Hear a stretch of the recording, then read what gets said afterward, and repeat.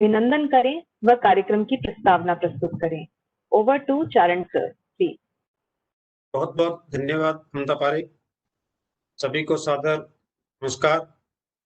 बीकानेर तकनीकी विश्वविद्यालय एवं एम्प्लॉयर एसोसिएशन ऑफ राजस्थान के संयुक्त तत्वाधान में आत्मनिर्भर भारत मिशन सप्ताह की आज पहले दिन शुभारंभ में उपस्थित परम आदरणीय श्री कलराज जी मिश्र, माननीय राज्यपाल राजस्थान एवं माननीय कुलाधिपति बीकानेर तकनीकी विश्वविद्यालय, आदरणीय श्री एन.के. जैन साहब, अध्यक्ष एम्प्लॉयर एसोसिएशन ऑफ राजस्थान और एसोसिएशन के सभी सदस्य, आदरणीय श्री वी.के. जेटली साहब, chief operating officer DCM Shriram range limited एवं श्रीराम रेंज के सभी परिवार सदस्य, राज्यपाल महोदय के सचिव, ओएसडी, एडीसी एवं समस्त राजभवन परिवार, doctor Y N. Singh, director academic, Bikaner technical university और बीकानेर तकनीकी विश्वविद्यालय के सभी ऑफिसर, शिक्षक, विद्यार्थी और परिवार सदस्य, बीकानेर तकनीकी विश्वविद्यालय के सभी कॉलेजों से पधारे प्रिंसिपल महोदय,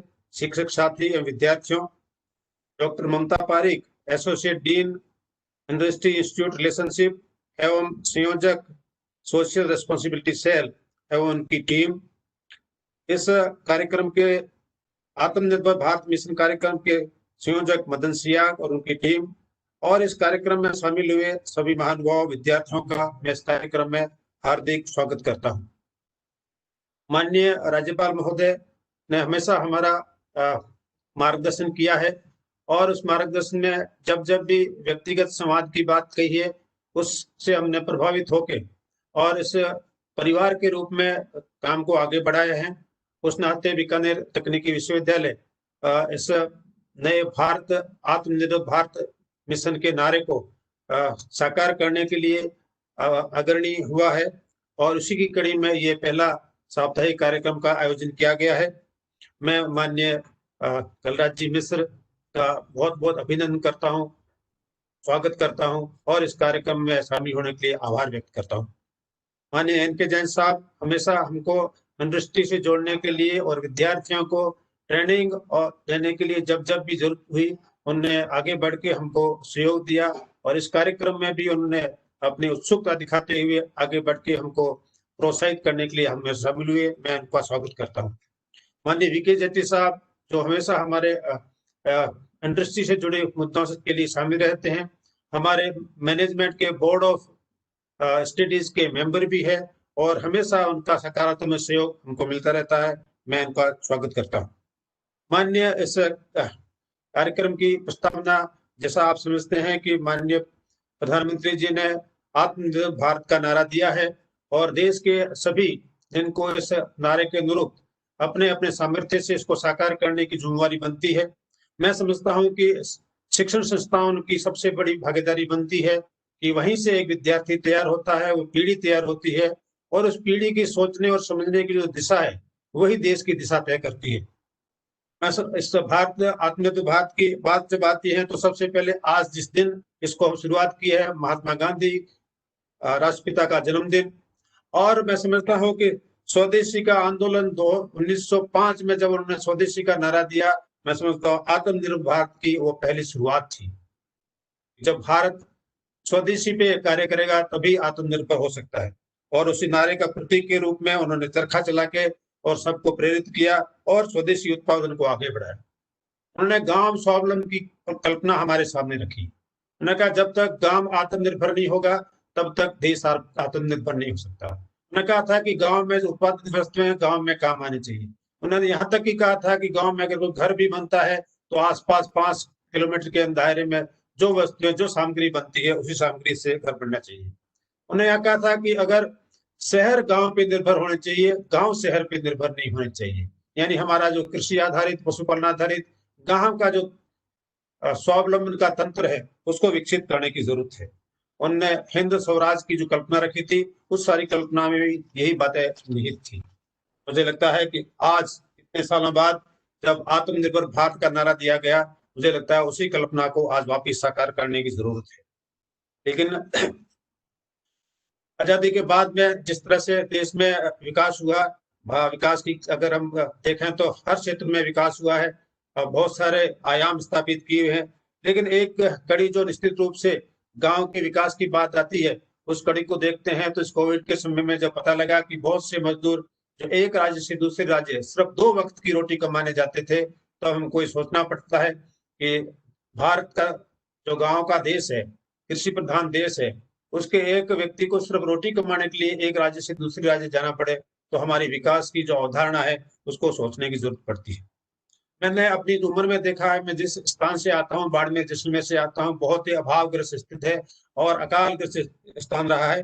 मैंने देखा है कि लोग खादी ग्रामोद्योग के माध्यम से सूत काट के, ऊन काट के अपना गुजारा करते थे और वही ग्रामोद्योग, खादी ग्रामोद्योग के माध्यम से वही उसके उत्पादन होते थे, उसका उपयोग करते थे। मैंने उस उत्पादनों को शॉल के रूप में, चद्दर के रूप में पूरे देश में वितरित होते हुए देखा हुआ। यहाँ तक कि उसके बनाए हुए शॉल इतने प्रसिद्ध थे कि उसी कपड़े से लोग अपने जैकेट भी बनाते थे, अपने स्वेटर के रूप में भी उपयोग करते थे। लेकिन धीरे धीरे मैं देखता हूँ वो सारे खत्म हो गए। मैं तो वहाँ बाड़मेर में उपस्थित कसीदे को देखता हूँ, जो कांच के चारों तरफ कसीदे करने का काम करते हैं, वो पूरे देश में प्रसिद्ध हुआ। आज हम रूमा देवी का नाम सुनते हैं। हमारे पड़ोसी रूमा देवी ने देश में स्थापित किया कि गांव की औरतों को इकट्ठा करके उनको स्वावलंबित कैसे किया जा सकता है। बहुत सारे उदाहरण से ध्यान में आते हैं जब गांव के लोग आपस में मिलकर बहुत अच्छा कर सकते हैं। लेकिन जरूरत यह है कि उनको कोई दिशा देने की जरूरत है, उनको कोई मार्केट उपलब्ध कराने की जरूरत है। ऐसे में ध्यान में आता है कि जो हमारे विकास की अवधारणा है वो गांव आधारित होनी चाहिए, गांव की तरफ होनी चाहिए।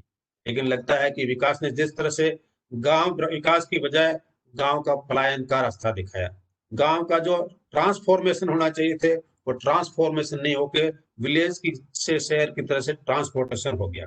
ऐसे में हमको अपनी अवधारणा को बदलना होगा। हमें अपार संभावना है, हमारा देश कृषि प्रधान देश है, अपार संभावना है। इस समय हमारे पास एक आंकड़ों के अनुसार लगभग 16 करोड़ हेक्टेयर कृषि योग्य भूमि है। उस 16 करोड़ कृषि योग्य भूमि में सिर्फ 7 करोड़ हेक्टेयर भूमि ही सिंचित है। अगर उस 7 करोड़ को डबल करके 14 करोड़ कर दिया जाता है तो उस अनुमान के आधार पर विश्व की जितनी जनसंख्या है उसकी 2/3 जनसंख्या का भरण पोषण कर सकता है।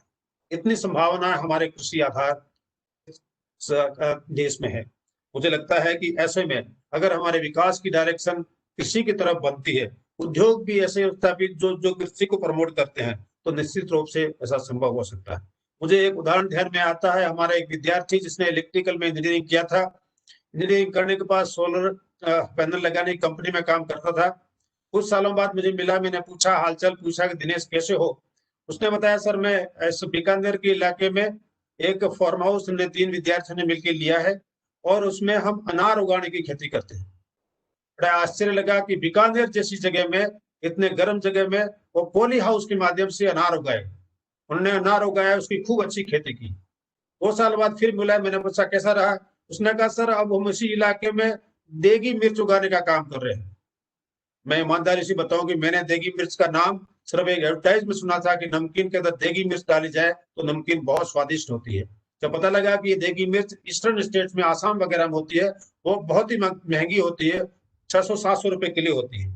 लगता है कि इस तरह का सब अगर विद्यार्थी सोचे, हमारा विद्यार्थी सोचे और हम शिक्षण संस्थान उसको सोचने का अगर रास्ता देते हैं, डायरेक्शन देते हैं, तो बहुत कुछ कर सकते हैं, सारी समस्याओं का समाधान कर सकते हैं। मैं समझता हूँ कि सरकार इसमें बहुत योगदान कर सकती है, सरकार की दिशा बहुत योगदान कर सकती है। मैं एक उदाहरण आपके सामने रखूंगा। परम श्रद्धेय Atal Bihari ji Vajpayee, great great prime minister of India, उन्होंने प्रधानमंत्री ग्राम सड़क योजना, इस योजना से मैं जुड़ा रहा। राजस्थान में जितने भी प्रोजेक्ट होते थे उन प्रोजेक्ट को अप्रूव करने की हमारी जिम्मेवारी होती थी और अंत में इंडियन IRC दिल्ली से उसको फाइनल होता था। तो उस नाते हमको प्रोजेक्ट को जब करना होता था, कई गांव में जाना होता था। एक उदाहरण मुझे ध्यान में आता है कि एक ऐसा गांव जिसको जोड़ने के लिए जो प्रोजेक्ट बना, उसकी कॉस्ट में 60% कंपोनेंट एक सिर्फ ब्रिज का था। ऐसे में हमारे पास ऐसे दिशा निर्देश थे कि ऐसे प्रोजेक्ट जिसमें 20% से ज्यादा कंपोनेंट्स ब्रिज बनाने में होता है, उसको आप फुल्ली जस्टिफाई करें, उसके दें। जब हमने जाके उस प्रोजेक्ट को देखा तो पता लगा कि अगर ब्रिज बन जाता है तो 20 किलोमीटर का रास्ता उस नदी के उस पार जो गांव है उनका कम होता है। मैं समझता हूं कि इस तरह के प्रोजेक्ट के माध्यम से, प्रधानमंत्री ग्रामीण सड़क योजना के माध्यम से जिस तरह से एक एक गांव पूरे शहर और सब जगह से जुड़ा है, वो अपने आप में मिसाल है। देश में क्रांति आई है कि गांव में बना हुआ। मैंने अपने गांव में देखा है कि गांव में अगर दूध है तो दूध वहीं पड़ा रहता था, क्योंकि उसको ले जाने के लिए की व्यवस्था नहीं होती। अगर सुबह बस रवानी होती थी तो दिन में 12 बजे पहुंचती थी। लेकिन इस प्रधानमंत्री ग्राम सड़क योजना ने देश में अमूल चूक परिवर्तन कर दिया। ऐसी योजना माननीय अटल बिहारी वाजपेयी जी ने रखी थी, नदियों को जोड़ने की। मैं समझता हूँ कि अगर नदियों को जोड़ा गया होता तो देश का वो व्यक्ति, हर व्यक्ति जो किसान था, मजदूर नहीं बनता, उसको उसका रोजगार वही मिल जाता। ऐसे सब हालात को देखते हैं मैं समझता हूँ सरकार ने अब दिशा बदली है कि जो भी डेवलपमेंट है उसकी दिशा गांव की तरफ होनी चाहिए। गांव हमारा आधार होना चाहिए, कृषि आधार होना चाहिए। कृषि पे आधारित जो भी उत्पादन है, पशुपालन है, वो हमारे विकास का आधार होना चाहिए।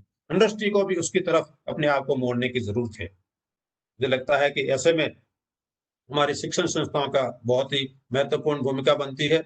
माननीय इसी को ध्यान में रखते हुए मेरे विश्वविद्यालय से जुड़े हुए 42 कॉलेज में सभी में ग्रामीण उद्यमिता प्रकोष्ठ का हमने बनाया है। उसमें उसके माध्यम से विद्यार्थियों को गांव के विकास के लिए सोचने और करने के लिए प्रेरित किया जाएगा। और इसी तरह से हमने अपने विश्वविद्यालय स्तर पे सोशल रिस्पॉन्सिबिलिटी सेल के तहत एक उनके विद्यार्थियों के गांव से संबंधित आइडिया को जानने के लिए और उसको हकीकत बनाने के लिए खोज नाम का प्रोजेक्ट तैयार किया है। दोस्तों, हमने IIM अहमदाबाद के रिटायर्ड प्रोफेसर पद्मश्री श्री अनिल गुप्ता जी के साथ मिलकर काम कर रहे हैं। वो देश में ऐसे प्रोजेक्ट्स पे काम कर रहे हैं जिसमें गांव और गांव से जुड़े मुद्दों को कैसे हल किया जा सकता है। हमारे विद्यार्थियों से जैसे हमने आह्वान किया तो मुझे बहुत अच्छा लग रहा है कि 500 विद्यार्थियों ने आइडिया दिए कि गांव की 500 समस्याओं का समाधान कैसे हो सकता है। माना वो 500 के 500 वायबल नहीं होंगे, हमने उनमें से काम करने के लिए वापस कॉलेज के टीचर के साथ मिलकर उसको अपडेट कर रहे हैं। और कुछ प्रोजेक्ट जो अच्छे थे उनमें प्रोफेसर अनिल गुप्ता जी IIM अहमदाबाद से उनके साथ मिलके और उसको लागू करने में कोशिश कर रहे हैं। मुझे लगता है कि ये बीकानेर तकनीकी विश्वविद्यालय का सोशल रेस्पॉन्सिबिलिटी के रूप में किया हुआ एक अच्छा कार्य साबित हो सकता है। इसी तरह से इस सप्ताह में हमने आत्मनिर्भर भारत को हर बच्चे तक पहुंचाने के लिए, इस भावना को हर बच्चे तक पहुंचाने के लिए और उसमें ये भाव जागृत करने के लिए कि उसका भारत के विकास में संपूर्ण योगदान होना चाहिए, उनको शपथ दिलाने का काम किया है। और हमने तय किया है कि इस सप्ताह में लगभग 10,000 विद्यार्थियों को इस बात की शपथ दिलाई जाएगी कि भारत के संपूर्ण योगदान में अपना सहयोग देंगे। अंत में मैं बस इतना कहना चाहूंगा कि मेड इन इंडिया का जो जमाना गया, अब तो मेड बाय इंडिया हो और मेड फॉर इंडिया हो और हमारा देश आत्मनिर्भर बन सके। मैं सभी का बहुत बहुत आभार व्यक्त करता हूँ। जय हिंद।